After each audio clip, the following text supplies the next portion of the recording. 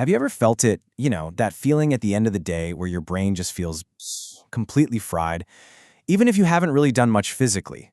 It's that overstimulated, totally exhausted, can't focus on anything feeling. Well, in this explainer, we're going to break down exactly why that happens, and way more importantly, what you can actually do about it. Let's dive in. You know how it starts. It's so innocent. You pick up your phone with one simple thing in mind, right? Maybe you're going to check the weather or look up an address. You unlock it and then, boom, 15 minutes are just gone. You kind of snap out of this trance and ask yourself that question we all know so well. Wait, what was I even trying to do? Because in those 15 minutes, you've tumbled down a massive rabbit hole. You've fired off replies to group chats, watched a few videos the algorithm knew you couldn't resist, maybe doom-scrolled through the latest crisis, and even skimmed some crazy online argument you had no intention of joining. That weather forecast you needed? Totally forgotten. If any of this sounds familiar, trust me, you are not alone. And here's the thing you have to understand. This whole experience, it isn't a random glitch. It's not some personal failure of your willpower. Every single app, every notification, every little buzz and ping, it's all part of a system that is meticulously engineered to do exactly this, to grab your attention and not let go. This isn't an accident. It's by design. So, to really get why this design is so dang effective, we need to look under the hood, at our own brains. It turns out we're dealing with a kind of evolutionary glitch, a massive mismatch between the ancient brain we have and the crazy modern world we live in. Think about it like this. Our brains evolved over thousands of years in a world where information was super scarce. Any new thing, a new sight, a new sound, was a huge deal. That novelty could mean finding food or spotting danger. So paying attention to it was literally a survival skill. But fast forward to today, and that same wiring is just getting hammered with an endless fire hose of information. The vigilance that once kept us alive now just leads straight to burnout. But it's not just our old school wiring. Oh no. Modern technology actively exploits a really powerful psychological trick to keep us completely hooked. This is where we need to talk about something called the digital Skinner box. So this whole concept comes from a guy named B.F. Skinner.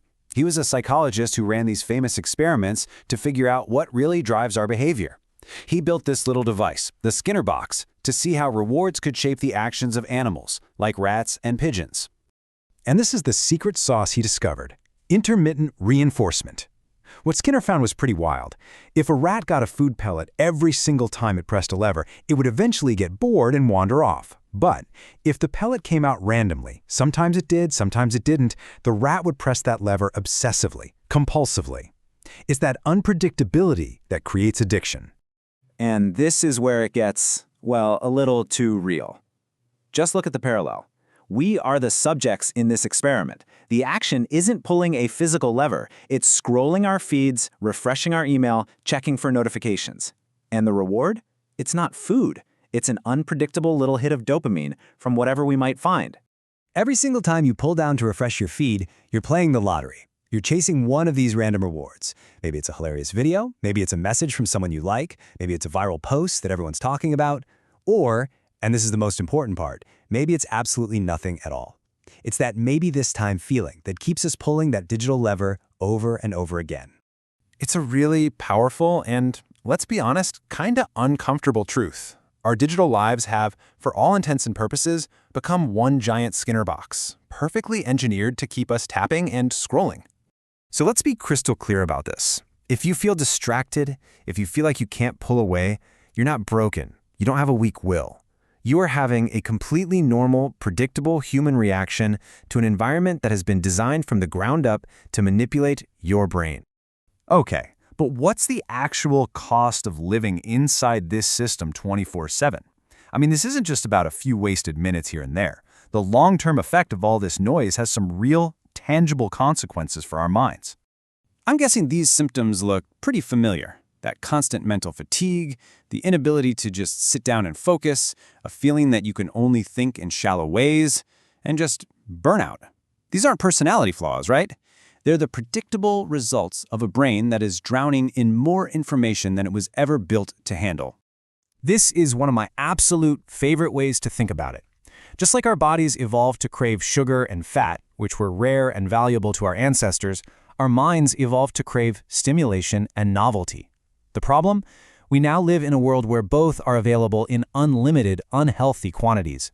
And just like junk food, it leaves us feeling bloated and sick, but still wanting more. The real problem is this. We fill every single empty moment with consumption, with input. We scroll while we eat, we listen to a podcast while we walk, we watch a quick video while we wait in line for coffee. We are constantly cramming our brains with information, leaving absolutely no room for output, no time for reflection or connecting ideas or having a single original thought. Okay, so we've laid out the problem. Now for the good part, the solution. And this is not about becoming a hermit and throwing your phone in a lake. It's about building a practical, real-world toolkit for taking back control of your own mind. Here is a super simple 3-step antidote. First, disrupt your autopilot. Just create a tiny bit of friction. Leave your phone in another room. Put it in your bag instead of your pocket. That little barrier is often enough to break the mindless habit. Second, curate your environment. Go on an information diet. Be ruthless. Turn off all non-essential notifications. Unsubscribe, unfollow. And third, and this might be the hardest one, you have to embrace boredom. Just intentionally do nothing. And let's be realistic here. The goal is not total abstinence from technology. That's not going to happen. The key is to shift from mindless, automatic consumption to intentional consumption. You want to watch your favorite show or scroll through memes? Great! But do it on your terms, as a conscious choice, not as a knee-jerk reaction to feeling bored for 5 seconds. We have this idea that passively scrolling or watching something is how we rest our brains. But it isn't. It's just more stimulation, more input. This is such a critical idea to grasp. True mental rest doesn't come from consuming more easy stuff. It comes from consuming less, period. Because when you finally allow for less input, when you actually embrace those quiet moments in the shower or on a walk or just staring out the window, that's when the magic happens. That is the space where your brain finally has the room to breathe, to connect the dots, to solve problems, and to come up with its best and most creative ideas. And the rewards for doing this are huge.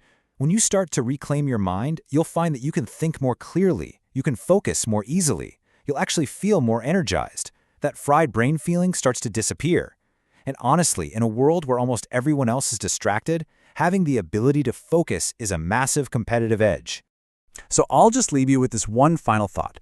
Right now, in your own life, is your attention something that you are actively giving to the things you care about, or is it something that's just being taken from you bit by bit? The power to make that choice is entirely yours.